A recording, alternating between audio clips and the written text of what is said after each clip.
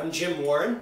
This is another part of our series exploring the work of Rene Girard and applying it to biblical peacemaking. In this particular segment, we're going to talk about differentiations within society. And if that sounds complicated, I hope to make it a little bit simple. As always, I'll be using some magic to illustrate my points. In fact, what I'd like to do right now is use 6 playing cards. 3 of them are jacks and 3 of them are deuces. Now the jacks are the jack of diamonds, and that's because the jacks represent princes. And like most royal people, princes are rich. The deuces represent peasants, and that's why I chose the 2 of spades, because most peasants dig in the ground with their spades. Now this kind of differentiation between 2 categories of human being, royal people and peasants, is a purely cultural distinction. If you're watching this video, you probably agree with me that there's no essential, real, intrinsic difference between a royal person and a so-called common person. They're both human beings created equal by God. But the distinction has carried a lot of weight, a lot of authority through all of human history, and still in some countries today carries a lot of authority. And yet it's a purely cultural, in some sense, arbitrary distinction. To symbolize this, I'm going to mix the 2 cards together. And I want you to make sure at no time will my hands touch each other. In fact, my hands will not even leave my arms at any time. Now, over here we have the princes. Over here we have the peasants. I'm going to place a prince onto the mat. On top of the prince we place a peasant. Then another prince, then another peasant, then another prince, and last another peasant. Now my point is that societies do not like this kind of intermixing because it erases the hierarchical distinctions, you see. That is why you will find the jacks and the deuces separated into separate categories the way they were before I mixed them. I'd like to explore the question from a Girardian point of view as to why these kinds of hierarchical distinctions are so important within a society. Well, it turns out that it has to do with reciprocal violence. Reciprocal violence is that kind of violence where one party injures another party, and the injured party is in a position to strike back, to retaliate, and does so with interest. And then the original party strikes back with interest, and then the other party, they up the ante, and then this party ups the ante, and the retaliation keeps getting worse and worse and worse, and you see you have this reciprocal back and forth, each side imitating the other side in trying to outdo each other with the strength and force and power of its violence. And so reciprocal violence is a real threat to societies. It threatens to rip a society apart from the inside out because of the rivalries that develop among your Hatfields and your McCoys. But if you can keep the hierarchies separated, it limits and controls reciprocal violence. And I'll explain how in just a moment. But I can see a bit of skepticism in your eye, and so I think that I better demonstrate this yet again, so that you're very clear about what I'm saying. The princes are in this hand and the peasants are in this hand. Okay. Now I'm going to first I'll put the prince down on the table. Then we'll put the peasant. Let me show you that again. The prince and then the peasant. The prince and then the peasant. Okay, I don't think I can get much clearer than that.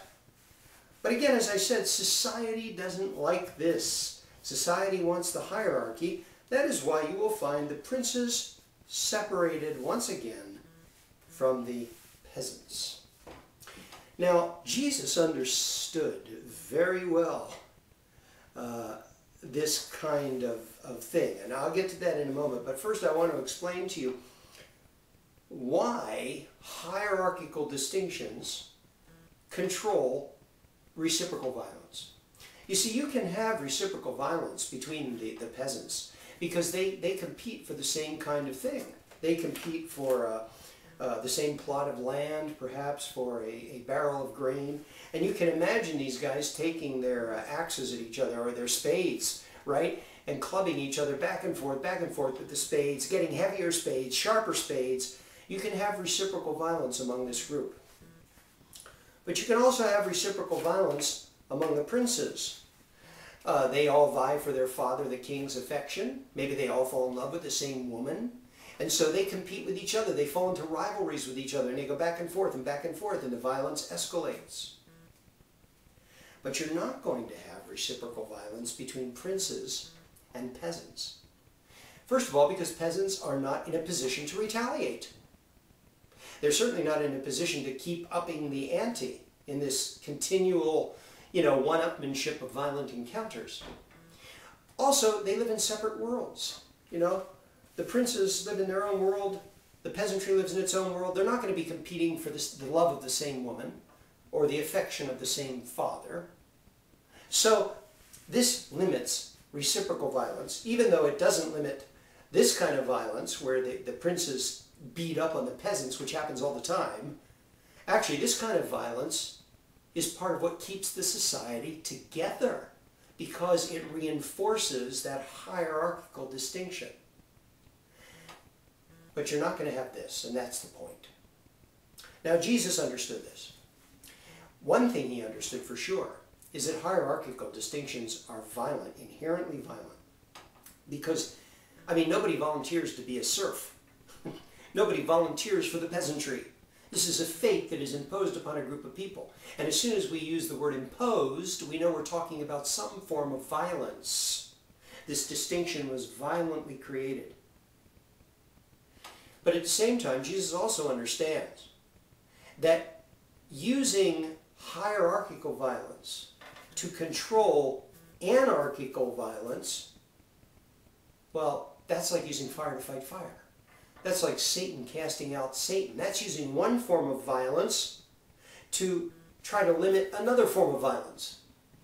And Jesus was not about that at all. Jesus had a very radically different understanding of how we need to deal with violence in society. Check this out. Oh, you know what? Let me hold the princes over here so that I'm consistent with the way I did this before. Princes here, peasantry here. I'll do it one more time with the cards face up so that you guys can really see Jesus' vision.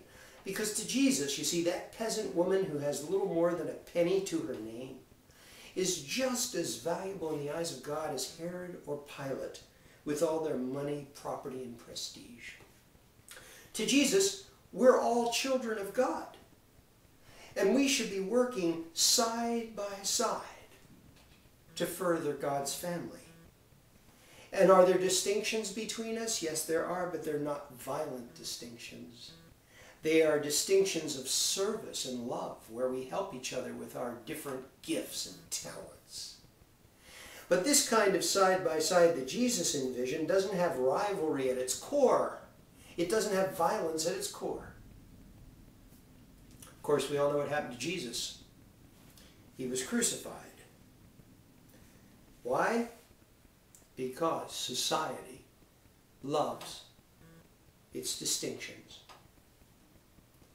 And once again, the princes are here and the peasants over here.